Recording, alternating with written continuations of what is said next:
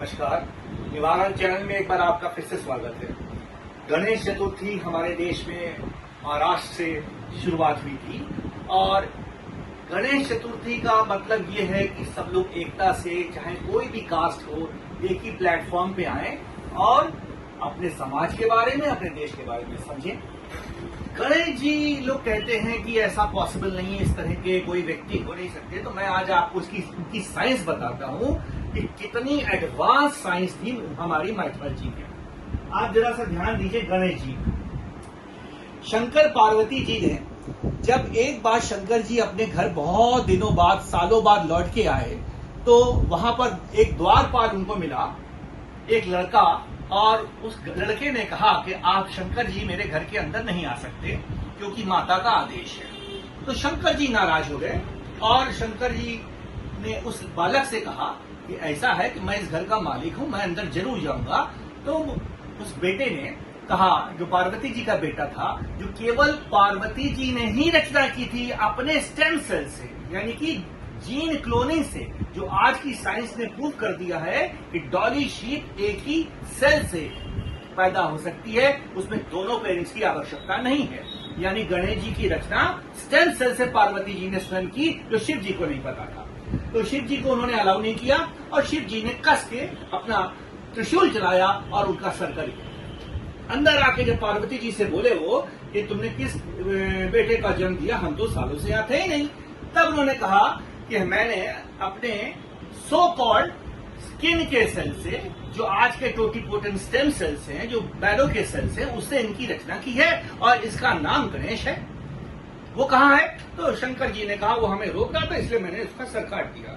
पार्वती जी बहुत नाराज हो गई, ये ऐसा कैसे किया आपने? अब आपको हर कीमत पे शंकर जी आपको हर कीमत को मेरे बेटे को लाना होगा। शंकर जी घबरा गए कि अब तो ऐसा हो नहीं सकता, क्योंकि जो ब्रेन की लाइफ होती है, ह्यूमन ब्रेन की जो लाइफ होती है, केवल 3 मिनट होती है, यानी 180 सेकेंड। 180 सेकेंड के बाद अगर उसमें ऑक्सीजन रुक जाए तो ब्रेन की डेथ हो जाती, वही डेथ होती है। ठीक है, उसके बाद आप वेंटिलेटर पे चलाइए, बॉडी को किसी पे चलाइए, मरीज कभी लौट के नहीं आएगा। तो शंकर जी बड़े पजल्ड हो गए कि अब तो ये वापस आ नहीं सकता।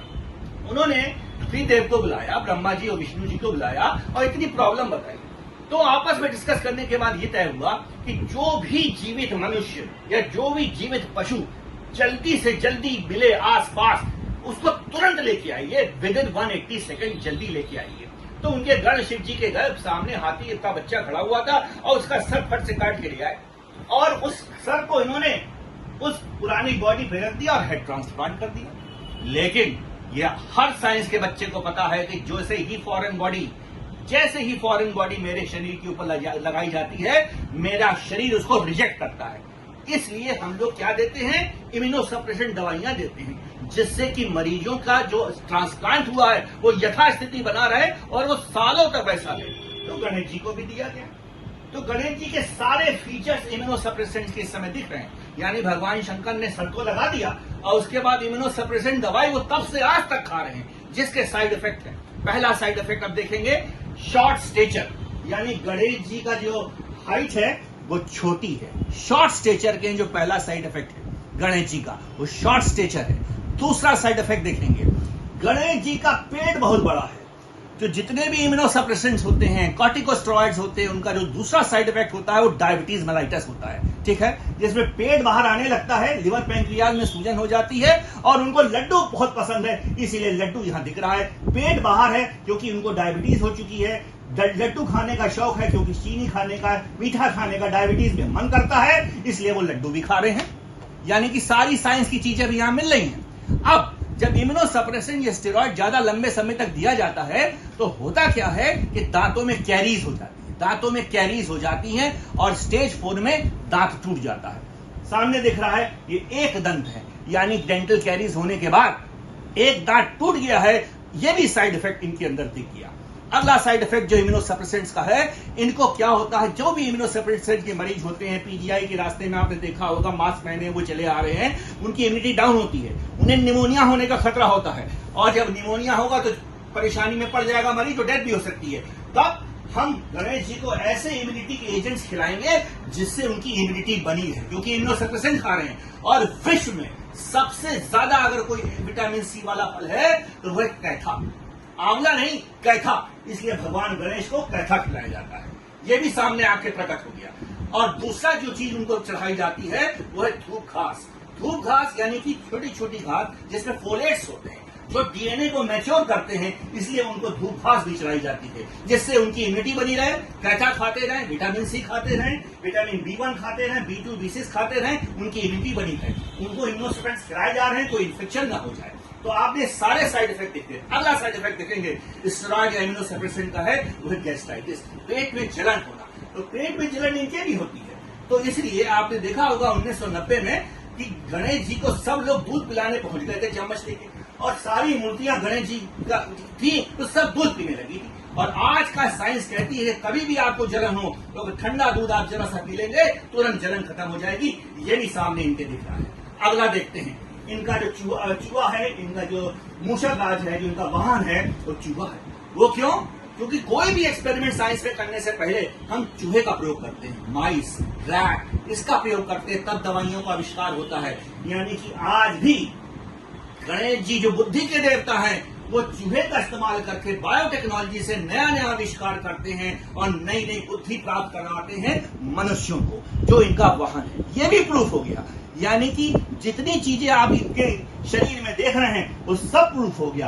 अब आखिरी चीज देखते हैं, ये लोटस में बैठे हुए हैं जो हमारे देश का राष्ट्रीय पुष्प है। लोटस यानी कि कमलगट्टा। कमलगट्टा मतलब कमल के जो फ्रूट्स होते हैं उनको कमलगट्टा कहते हैं। ये सबसे ज्यादा आयरन रिच प्रोडक्ट है, जो हमारी माइथोलॉजी में हमारे पूर्वज कमलगट्टे का हलवा खिलाते थे एनीमिया में, प्रेग्नेंट फीमेल्स को भी खिलाते थे। इस कमल गट्टे में आयोडीन भी होती है, क्योंकि ये आयोडीन वहां पानी से निकलती है, कमल जो का प्राप्त करता है, और आयोडीन की कमी भी नहीं होती, आयरन की कमी भी नहीं होती। और कमल गट्टे का जो हलवा होता है, आयरन डेफिशिएंसी एनीमिया या पैक्रोसिटिक एनीमिया या प्रेगनेंसी एनीमिया या किसी प्रकार की खून की कमी के लिए सबसे उच्चतम पदार्थ है। इसलिए ये इम्यूनोसप्रेसेंट खाते हैं, इसलिए गणेश जी को यहाँ बैठाया गया है, कमल पे बैठाया गया है, जिससे कमल गट्टे का प्रयोग कर सके और वहां से भी इनको इम्यूनोसप्रेशन का साइड इफेक्ट समाप्त हो। तो अगले साइड इफेक्ट पे आते हैं इम्यूनोसप्रेशन के, जो खा रहे हैं लिथार्जी। लिथार्जी माने वीकनेस, कमजोरी, सुस्ती, सुस्त होना। यानी कि जब शंकर जी ने कहा पार्वती जी ने खड़े होके कि जाओ गणेश हो कार्तिकेय, पूरे पृथ्वी का चक्कर लगा के आओ, तभी मैं तुम्हारी शादी करूंगा, तो कार्तिकेय तो दौड़े दौड़े मोड़ पे चले गए।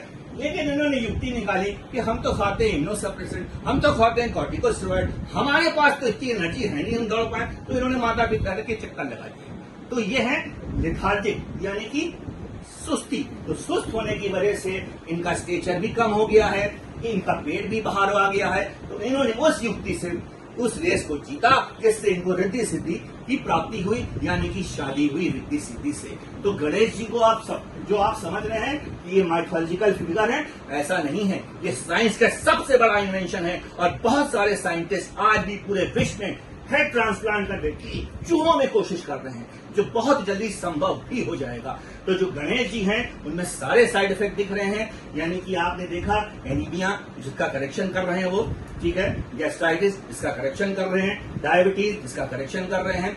अगला साइड इफेक्ट आखिरी बचा है वो है इमैसिएशन और हिर्सुटिज्म। हिर्सुटिज्म मतलब excessive growth of hairs on body. तो इनके कान पे, पेट पे थोड़े एक्सेसिव ग्रोथ हो जाती है हेयर्स की। तो सारी चीजें इन्होंने प्रूव कर दी है भगवान शंकर ने। ये गणेश जी कोई माइथोलॉजिकल फिगर नहीं है, ये सबसे बड़े बायोटेक्नोलॉजिकली सबसे इंपॉर्टेंट, सबसे बड़े इन्वेंशन है हमारी माइथोलॉजी के, जो आज भी संभव किया जा सकता है। इसलिए बोलो गणेश भगवान की जय, गणपति बप्पा मोरया। जय हिंद, नमस्कार।